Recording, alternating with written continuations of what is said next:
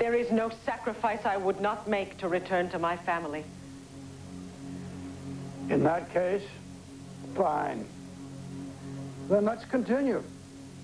Victoria, when you were 19, I seduced your best friend. Now, you knew about this because you found me in bed with Irene. And what did you do about it? Nothing. Except that I pushed it out of my consciousness. And why didn't you confront me about it? I couldn't. That would have been totally inconceivable to me. As inconceivable as what I witnessed. And how did I act afterward? I don't remember. Of course you do.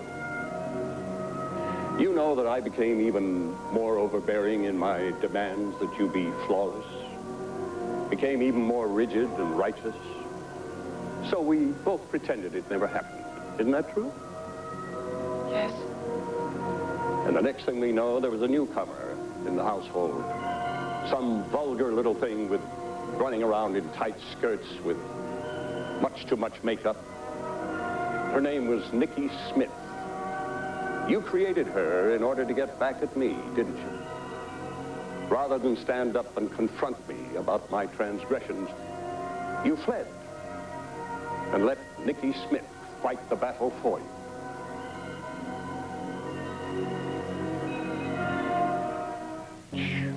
You sent Nikki Smith out to taunt me, to humiliate me. Years later, when you discovered that Tina was my daughter, the product of my union with Irene Clayton, you sent Nikki out again to deal with it. Are you going to lie one more time and say you didn't hate me even then? I cannot hate my father. Hate is a terrible emotion. As is disappointment. As is the realization that people can be complex beings, including fathers. Speak, Victoria! I did not rear you to be a coward. I reared you to fight for right. To move against wrong. How dare you? How dare you? You were my ideal. And you were disgusting. You lusted after my friend. You got her pregnant, you sent her away, you kept the whole thing a secret. I'm surprised that I was only driven into Nikki Smith instead of succumbing to total madness. You built a world made out of glass, and then you shattered it, and you still expected me to believe in what you had broken. You were the adult. You were the one responsible for putting my world back together again, for explaining it to me, for making a reason for it. I didn't flee reality, Father. I fled the fantasy that you created.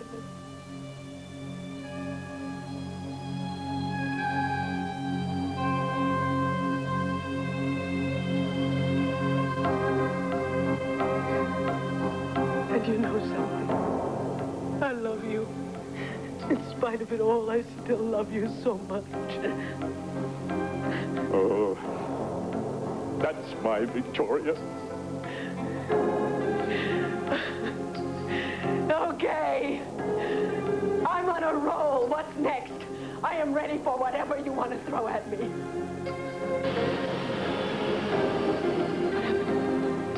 You stopped the star.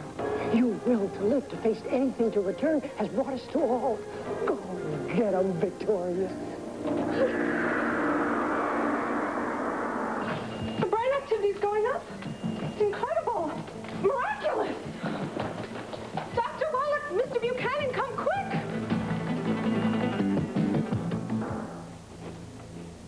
Ready to face me, Viki? Are you ready to tell me why you treated Tina so badly? Now, wait a minute. Children can go wrong, Viki. And it's perfectly true. Tina was a very troubled teenager. But when she became too much trouble, you just let her drift. Away from you.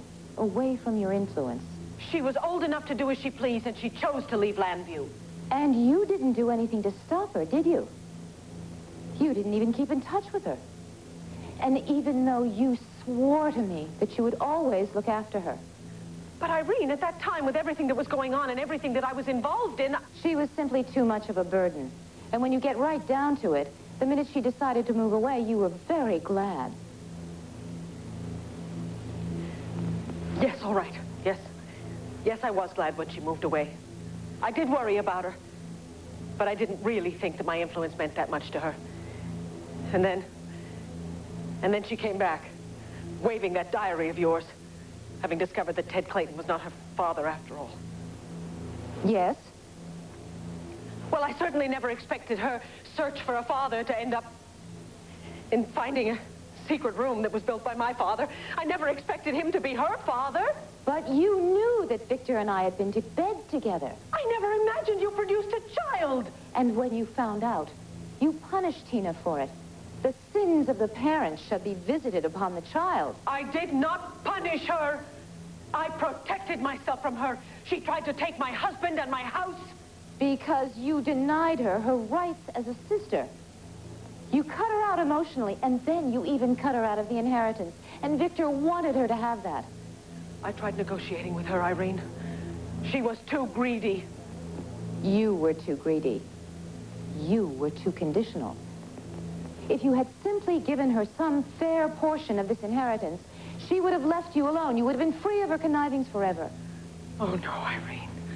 No, you underestimate Tina's drives. And you are completely leaving out Mitch Lawrence's influence. My cue, I believe. Oh, Viki, I think it's time to talk turkey with old Mitch.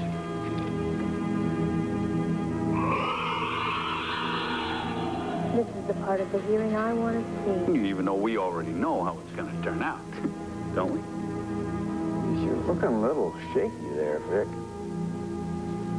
I have a theory, one that served me well up until the day Dorian Lord smashed my skull in. But the theory is that good always underestimates evil, see? And because of that, evil wins. That's always been your problem, Vicky. You're just too darn good. You know what I mean? No, you've never been able to head off bad things before they hit because you can't even conceive of such badness.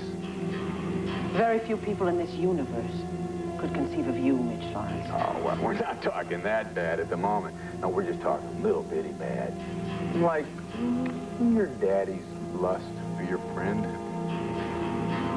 That has been resolved. Not quite. You see, in your goodness, when you couldn't picture your daddy, well, as Tina's daddy, that opened the door for a lot of evil. You. Now, really, though, Tina was basically a pretty nice kid. Greedy, sure. Greedy plus needy. Ooh, lethal combination. But with a little love and a little money, Tina would have been a pussycat purring in front of a fire for the rest of her life. But instead, you gave her neither. So she was ripe for me. And frankly, honey, with you, falling apart all over the place and Nicky popping out, well, what could a poor boy do but take advantage of that situation? How can you discuss this so lightly? You're proving again why you'll never understand me, or anyone like me. Why would I want to? So you'd have the power to stop me.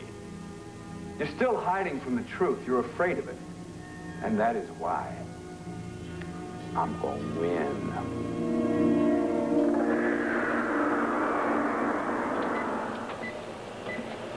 You're right, Barbara. This is more than just a jump in spike waves. Plain English, Larry. All right. What does that mean? The spike waves, the delta waves, indicate the activity in Vicky's temporal lobe.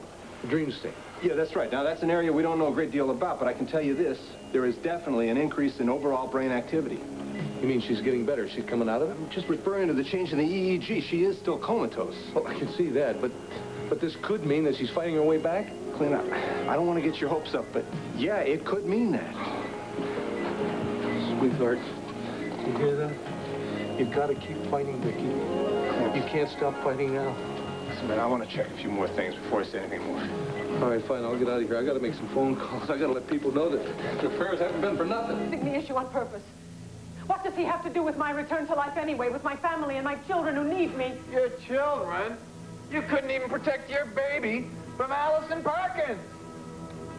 Another goody who thought she could inhabit the spider's web without getting bit. Tell me, who was the first person you thought of when Jessica was taken?